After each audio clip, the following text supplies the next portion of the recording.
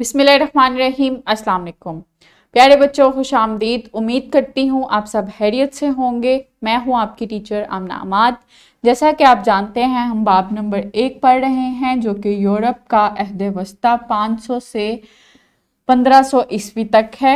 आज का सबक पढ़ने के बाद बच्चे इस काबिल हो जाएंगे कि वो यूरोप में कुरून वस्ता की कुछ नुमाया खसूसियात की निशानदही कर सकें, मसलन रोज़मर्रा की ज़िंदगी, ज़राअत, तिजारत, तालीम, इजादात, मज़हब, अदब और मईशत वगैरह।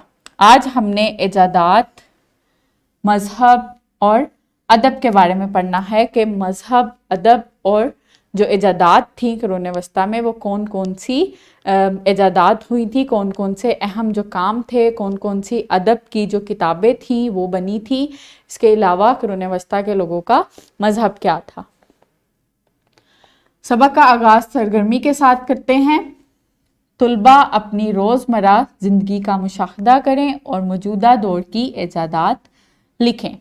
प्यारे बच्चों, अपनी वीडियो जो है वो पॉज करें और अपनी रोज़मर्रा ज़िंदगी का मुशाहदा करें और आज के दौर की जो नई इजादात हैं वो अपनी नोटबुक पे नोट करें। उम्मीद करती हूँ आप सब ने सरगर्मी अच्छे से कर ली है और इजादात जो हैं वो उनको नोट कर लिया है अपनी नोटबुक पे। कबल अस पढ़ाई सवाल है, कुरून वस्ता के लोगों का रहन सहन कैसा था, जो उनका तर्ज ज़िंदगी था वो किस तरह का था। बिल्कुल, कुरून वस्ता का जो तर्ज ज़िंदगी था वो रोमी जो तहज़ीब थी उससे बहुत मुख्तलिफ था। उनकी दही ज़िंदगी में ज़्यादातर किसान थे, शहरी ज़िंदगी जो थी वो बहुत हजूम वाली थी, लोग ज़्यादातर कारीगर थे, उनका लिबास जो था वो ज़्यादातर ट्यूनिक और लड़कियां जो थीं, ख़वातीन जो थीं वो स्कर्ट्स पहनती थीं। इसके अलावा उनका जो तालीमी निज़ाम था वहाँ पे इतने ख़ास कोई स्कूल नहीं थे। ज़्यादातर जो बच्चे थे वो अपने वालिदैन से ही तालीम हासिल करते थे और कुछ जो अमीरों के बच्चे थे वो उसातिज़ा से तालीम हासिल करते थे और उनके किलों में ही रहते थे। सो उनका तर्ज ज़िंदगी जो था वो रोमियों से बहुत मुख्तलिफ था। कुरून वस्ता में जो इजादात हुई वो क्या हैं? आफ्ताब और सितारों की बुलंदी मालूम करने का आला। ये आला जो था वो माहिर फल्कियात इस्तेमाल करते थे, जो फल्कियाती इज्साम की हरकत का मुतालिया करते थे। जो स्पेस में जो भी जितने भी प्लैनेट्स और उनके बारे में जो फल्कियाती जो इज्साम हैं, जितनी भी हेवनली बॉडीज़ हैं, उनके बारे में जो मालूमात थी वो इस आले की मदद से इकट्ठी की जाती थी। कुतब नुमा बनाया गया। यूरोप के कुरून वस्ता में कुतब नुमा की ऐजाद की गई। कुतब नुमा जो है वो कंपस है जिससे मुख्तलिफ सिमतों का अंदाज़ा लगाया जाता है, तो कुरून वस्ता में कुतब नुमा की ऐजाद की गई थी। चश्मा की ऐजाद 13वीं सदी के आसपास हुई। कुरून वस्ता के इब्तदाई चश्मों के नमूने बहुत आमियाना थे। सो उस वक्त चश्मा की ऐजाद हुई थी, चश्मा बनाया गया था जिससे मुख्तलिफ चीज़ें जो हैं वो देखी जाती थी। ये कुतुब नुमा की तस्वीर है जो कुरून वस्ता में जिसकी ऐजाद हुई थी। मैकेनिकल घड़ी, फल्कियात का वसी इल्म रखने वाले ईसाई ने मैकेनिकल घड़ियाँ ऐजाद की थी। ये घड़ी आमतौर पर रोज़ाना की इबादत के औकात का हिसाब रखने, सूरज और चांद ग्रहण का हिसाब लगाने और त्यौहार के दिनों का दुरुस्ती के साथ तयन करने के लिए राहबों की मदद करती थी। सो इसमें ये तमाम चीज़ें सेट होती थी, सूरज ग्रहण, चांद ग्रहण, इबादत के औकात, इसके अलावा त्यौहार के औकात, त्यौहार कब आएंगे उनकी डेट्स जो थी इसमें दर्ज होती थी, जो कि राहबों को मदद देती थी। ये मैकेनिकल घड़ी थी जो उस वक्त ऐजाद हुई थी। छपाई खाना, इसकी ऐजाद जोनस गुटेनबर्ग ने 15वीं सदी में की, जिसने छपाई की दुनिया में इनकलाब बर्पा किया। जो उस वक्त प्रेस था उसमें नया इनकलाब आया था और उसमें नए तरीके जो थे वो इजाद किए गए थे। ये जो छपाई खाना था उस वक्त का उसकी तस्वीर है। हाथ गाड़ी, कुरून वस्ता में हाथ गाड़ी पहली बार यूरोप में 1170 से 1222 के आसपास मुतारिफ हुई। जदीद दौर की हाथ गाड़ी की तरह इसके सामने के हिस्से में एक पहिया नुमाया है। یہ اس ہاتھ گاڑی کی تصویر ہے جو اس وقت ایجاد ہوئی تھی، جس کو مختلف مٹیریل جو ہے وہ اس کی لوڈنگ کے لیے استعمال کیا جاتا تھا۔ اس کے بعد آتا ہے ادب۔ قرون وسطیٰ میں ادب بنیادی طور پر مذہبی علماء اور راہبوں کے ذریعے حاصل کیا جاتا تھا۔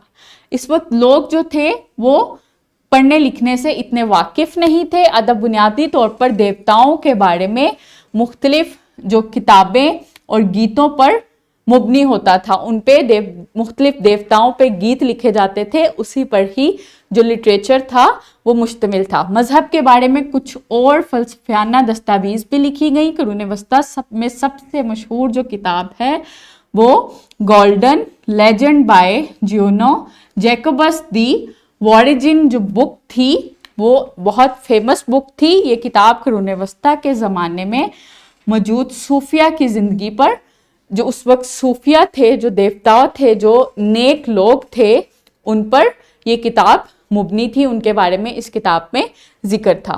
قرون وسطیٰ میں کیے جانے والے ادبی کام مندرجہ ذیل تھے۔ بیولف اس نظم کا جو منصف تھا وہ نامعلوم ہے۔ یہ شاندار نظم انگلینڈ میں لکھی گئی اور یہ اسکینڈینیویائی کے ہیرو بیولف کی کہانی تھی۔ اس کی کہانی اس میں بتائی گئی تھی، لیکن اس کا جو آتھر ہے وہ ان نون ہے، اس کے بارے میں نہیں پتا۔ کینٹربری کی جو کہانی تھی یہ جیفری چوسر نے لکھی تھی، یہ اس کا مصنف ہے۔ کہانیوں کا سلسلہ جو چوسر کے مطابق اس وقت کے انگریزی معاشرے کی منظر کشی کرتا ہے، جو اس وقت کا انگریزی معاشرہ تھا، جو سوسائٹی تھی، اس کی منظر کشی اس بک میں کی گئی ہے ان کہانیوں میں۔ کیڈمون کا گیت، یہ گیت قدیم انگریزی نظموں میں آج بھی موجود ہے۔ یہ گیت ایک راہب کی طرف سے ریکارڈ کیا گیا تھا، ایک راہب تھا جس نے اس گیت کو ریکارڈ کیا تھا، اور یہ گیت جو ہے وہ آج بھی موجود ہے اور مختلف جو نظمیں ہیں اس میں استعمال کیا جاتا ہے۔ مارجری کیمپ کی کتاب، یہ مارجری کیمپ نے لکھی، مصنف کا نام ہے مارجری کیمپ۔ اس کتاب کو انگریزی میں لکھی گئی پہلی آپ بیتی سمجھا جاتا ہے، پہلی بایوگرافی تھی یہ جو کہ مارجری کیمپ نے لکھی تھی۔ مارکو پولو کا سفر، مارکو پولو کا جو سفر تھا وہ اس نے یہ سفر لکھا تھا، یہ کتاب تھی۔ یہ کتاب جو تھی مارکو پولو کے مشرق بعید اور چین کے سفر کی جو کہانیاں تھیں، جو اس کی آپ بیتی تھی، اس کے بارے میں ہے۔ لیمارٹرڈ آرتھر سر تھامس میلوری کی طرف سے یہ کتاب لکھی گئی۔ یہ کتاب افسانوی بادشاہ آرتھر کی کہانی بتاتی ہے۔ اس کے بعد آتا ہے مذہب۔ یورپ کے جو لوگ تھے وہ زیادہ تر عیسائی تھے۔ کیتھولک چرچ اور واحد چرچ تھا اور اس کے اپنے قوانین تھے، وہاں پہ اپنے قوانین بنائے جاتے تھے جو لوگ ان کو فالو کرتے تھے۔ چرچ کے سربراہ کو پوپ کہا جاتا تھا، جبکہ چرچ کے جو دوسرے رہنما ہوتے تھے ان کو پادری اور پادریوں کا سردار کہا جاتا تھا۔ حکومت میں ان کا مضبوط کردار تھا اور وہ بادشاہوں کی جماعت میں بیٹھتے تھے۔ جو پادری تھے وہ امیر اور معزز لوگ تھے، وہ گرجا گھر میں ہر آنے والے عام طبقے کے لوگوں پر حکومت کرتے تھے، جن کا فرض گاؤں کے نوجوانوں کو لاطینی اور انجیل سکھانے کا تھا۔ اس وقت جو پادری تھے وہ بہت معزز تھے، بہت امیر تھے، اور وہ جو شہر کے دوسرے طبقے کے لوگ تھے ان پہ حکومت کرتے تھے۔ اس کے علاوہ وہ جو نوجوان تھے اس وقت کے ان کو لاطینی زبان سکھاتے تھے اور بائبل کے بارے میں ان کو بائبل کی تعلیمات بھی دیتے تھے۔ یورپ میں دوسرے بت پرست مذاہب بھی تھے جن کے عقائد تھور دیوتا کی پوجا کرنا شامل تھا۔ دوسرے مذہبی گروہوں میں مسلمان تھے جنہوں نے اسپین پر کئی سالوں تک حکومت کی، اور یہودی جو یورپ کے کئی شہروں میں آباد تھے۔ جو ایک نمایاں مذہب تھا وہ عیسائیت کا تھا، اس کے علاوہ بت پرست بھی تھے اور کچھ مسلمان بھی تھے اور کچھ یہودی بھی تھے۔ یہ چرچ ہے، چرچ کی تصویر ہے جو واحد چرچ تھا اس وقت، اس کی تصویر ہے جو قرون وسطیٰ میں جس کے اپنے ہی قوانین تھے اور لوگ ان قوانین کو فالو کرتے تھے۔ پیارے بچوں، آج ہم نے کیا سیکھا؟ قرون وسطیٰ کے لوگوں نے قطب نما ہاتھ گاڑی، مکینیکل گڑی اور چھپائی خانہ کی ایجادات کی۔ قرون وسطیٰ کے لوگ ادب بنیادی طور پر مذہبی علماء اور راہبوں سے سیکھتے تھے۔ یورپ میں لوگوں کی اکثریت عیسائی مذہب کی پیروکار تھی۔ قرون وسطیٰ کے لوگوں نے بہت سی ایجادات کی جو آج بھی یوز ہوتی ہیں۔ اس کے علاوہ جو ادب تھا وہاں پہ وہ مذہبی علماء اور راہبوں سے سیکھا جاتا تھا، اور زیادہ تر جو ادب کی جو کتابیں تھیں وہ دیوتاؤں پر گیتوں کے طور پہ بنائی گئی تھیں۔ اس کے علاوہ جو مذہب تھا ان کا وہ زیادہ تر عیسائیت کا تھا، اس کے علاوہ یہودی بھی تھے، کچھ بت پرست بھی تھے اور مسلمان بھی تھے۔ درست جواب کا انتخاب کریں۔ یہ 2 MCQs ہیں، ان میں جو صحیح آپشن آپ کو لگتی ہے اس کو ٹک کریں۔ اس کے بعد مختصر سوالات ہیں۔ مکینیکل گھڑی راہبوں نے کیوں استعمال کی؟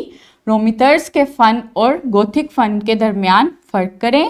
پادری کون تھے اور انہوں نے کیا کیا؟ ادب کے میدان میں قرون وسطیٰ کے لوگوں کی شراکت کی فہرست بنائیں۔ اس کے بعد ہیں تفصیلی سوال۔ اپنے آپ قرون وسطیٰ کے لوگوں کے مذہب کے بارے میں کیا جانتے ہیں؟ ان کے جواب لکھیں اپنی نوٹ بک میں اور اپنے ٹیچرز کو چیک کروائیں کہ آپ نے صحیح سے ان کے جوابات لکھے یا نہیں۔ امید کرتی ہوں آپ کو آج کا سبق اچھے سے سمجھ آیا ہوگا۔ ملتے ہیں اگلے سبق میں، اپنا خیال رکھیے گا۔ بہت شکریہ، اللہ حافظ۔